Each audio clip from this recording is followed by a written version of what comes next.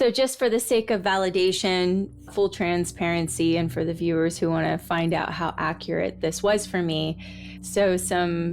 I had my awakening, spiritual awakening and egoic death in my early 40s. I also have had 3 mystical events of unity consciousness where I received downloads and information, with the largest one having happened in 2023, and have written and been very vocal about it, and have some podcasts and a film coming out that has documented my experiences.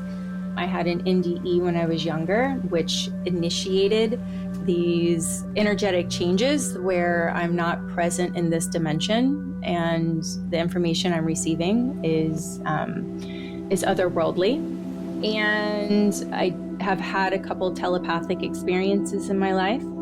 I have met past versions of myself that are happening simultaneously. And in the work that I'm doing in this life, I've recognized that I'm supporting that past version of myself in her very unique circumstances, or his very unique circumstances, in changing the past. So changing how they interact. And it wasn't until my 40s that I really moved into my spiritual journey and spiritual awakening and esoteric information, occult information, and also leaving very lucrative practices in the material world to move into the spiritual world. For me, this reading was incredibly accurate, hit home, as well as allowed my intuition to really recognize that I'm exactly where I'm supposed to be, that this journey has made sense, and that what I have to move forward towards, especially the partner. I really liked what you had to say about that. And so I've also, tapping into that, there was a part that you had mentioned in terms of really sitting well with my own energy before I moved into partnership.